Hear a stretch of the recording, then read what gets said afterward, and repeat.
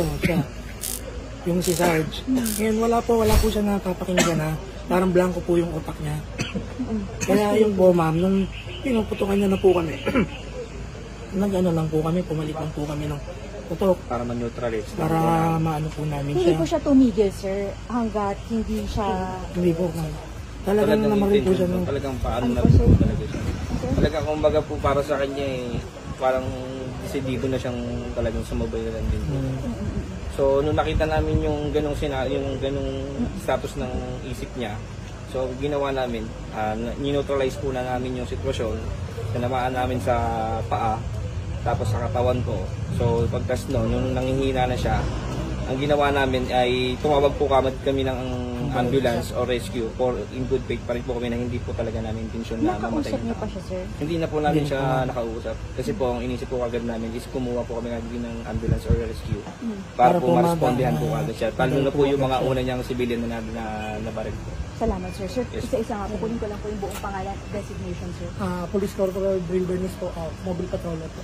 Salamat, sir. Patrolman Agwin Padriquela po, mobile patrolman po. Salamat, sir.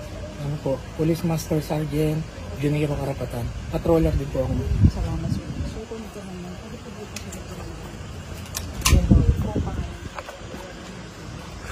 Sir, kanina talaga, designation. Yung mga. Sir, dito kayo, sir.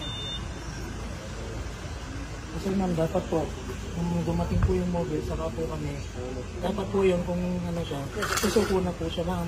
Kaya lang, bago bago pa kami makapag-park, namumutok na po siya. Ano po ma'am, yung parang sir, revolver. Pero tuloy ma'am, walang mintis yung pagpaputok niya ng baril. Yung bawat kalabit na ma'am, pumuputok ng baril niya. Ano yung sir? Meron siya siyang Hindi po ma'am, revolver kasi siya ma'am. So sir, yung bag niya sir, ang daming bala ng birthday. Kung nakapag ano pa siya. Shooting incident na ito. Nagkakaroon ng DIPAR ang kapulisan sa police station. Pagkatapos ng bumaba yung TOC personnel namin na meron ngang reported from 911 na mayroong shooting incident na nangyayari ngayon dito sa may barangay Labas. So immediately, lahat ng personnel na nasa DIPAR rumisponde. Kaya makita nyo doon sa trending na video, nakamotor at saka sumunod na lang din yung mobile patrol natin. Pagdating nga dito sa may kanto, inabutan kagad nila yung suspect na may armado. Mapansin nyo, siya una nagpaputok doon sa patrollers natin. Tinamaan nga kagad yung mobile namin. So syempre nag-retaliate po yung tropa.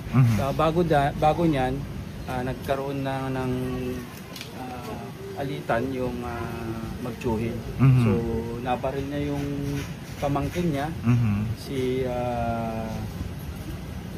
Dexter Paglinawan. Tapos pumunta naman siya doon, inabangan niya yung talagang kaaway niya, yung kaalitan niya si Nestor. Victor Galban. Tapos yung suspect natin si Nestor Paglinawan. So doon nabaril niya rin yung isang biktima. Sir, base sa initial na investigation nyo, meron na po bang pinag-ugatan itong barilan nila o alitan? Meron naman po kasi ang tinitingnan nga namin yung old grudge. Yung dati nang may alitan yung magkapitbahay nga. Si Victor at saka si Nestor. So sino talaga po ang magkaaway? Sino talaga yung target? Victor at saka Nestor. Okay. Hindi naman sila blood related, kundi magkapitbahay lang. So bakit unang nabaril itong pamangkin niya po, sir? Dahil inaawat nga niya, tapos may konti na rin silang pagtatalo dahil siyempre may daladalang baril, armado siya eh. So inaawat niya. So siya ngayon ang napagdiskitahan din. Pero parang ang unang report, una munang binaril ng suspect, yung kanyang kapitbahay, parang hindi lang tinamaan, parang gano'n. Hindi po, yung pamangkin po ang...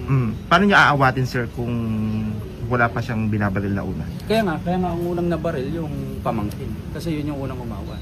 So unang Lalabas pa lang siya, sir, inawat na siya. Ganun ba yun, Opo, sir? paglabas niya, inawat siya, yun ang una niyang pinagdiskitahan, gaya ng sinabi. Kasi hahabulin niya yung babarilin niya. Inaabangan niya po, inaabangan niya yung kaalitan niya, yung kapitbahay Sir, niya. may impormasyon ba kayo kung bakit ganun na lang galit niya ngayong araw? Andito yung isang duty OD ko. Sila kasi yung unang responder din na Pero anong pinag-awayan nung Victor at saka ng suspect po, sir?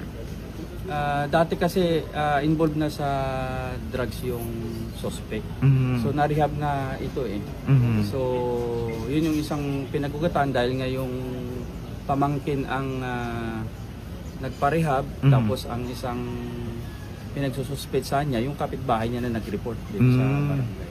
Kasi dati pong trabahador yung suspect na nawalan ng trabaho dahil nga na-rehab. Okay. Yung dalawa pong biktima na namatay, ano pong trabaho nila? Sabi parang collected sa barangay. Yes. Ano po sila sa barangay, sir? Si Victor po ay ano siya sa barangay, empleyado siya sa barangay. Hindi pa natin kung ano.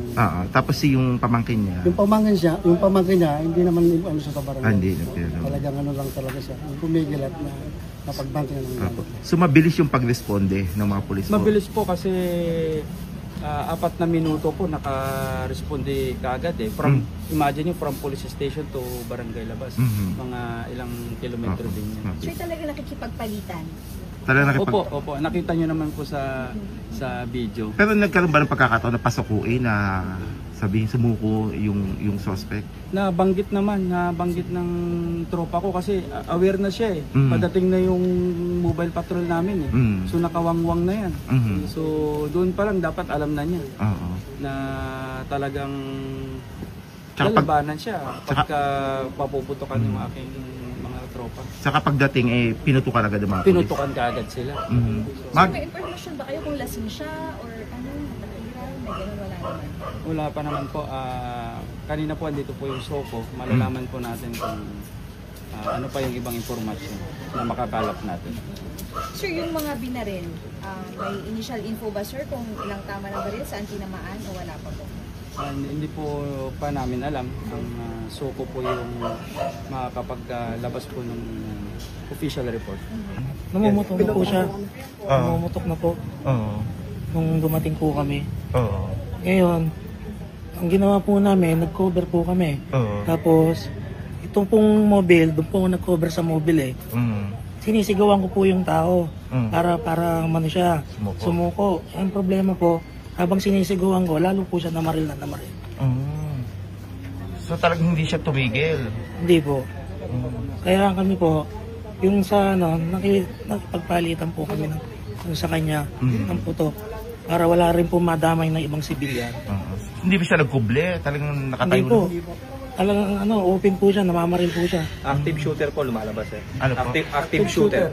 Active So shooter. sa mga tuwid, wala siyang nagiging specific target. Once na may nagiging nakikita siya, namamaril talaga. Namamaril. Ayun.